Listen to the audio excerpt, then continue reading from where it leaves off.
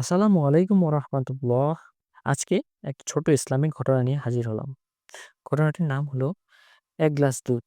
একদা একবার এক গরিব ছেলে দরজায় গিয়ে খাবারের জন্য ভিক্ষা করছিল। সে খুবই ক্ষুধার্ত ছিল।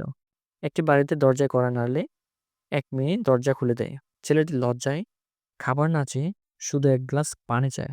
মেয়েটি সেটা বুঝতে পারে যে ছেলেটি খুবই ক্ষুধার্ত। তাই সে পানির বদলে এক গ্লাস দুধ এনে তাকে দিল। অনেক বছর পর সেই মেয়েটি একটি জটিল রোগে আক্রান্ত হলো। দেশের বিখ্যাত এক ডাক্তার তাকে সফলভাবে চিকিৎসা করলো। মেয়েটি ভেবেছিল বিশাল অঙ্কের বিল দিতে হবে, কিন্তু হাসপাতাল থেকে বিলের কাগজ আসার পর সে দেখতে পেল বিলের নিচে লেখা এক গ্লাস দুধের বিনিময়ে ডাক্তার হাওয়ার্ড কেলি। আল্লাহর জন্য করা প্রতিটি ভালো কাজ একদিন কোনো না কোনোভাবে ফিরে আসে।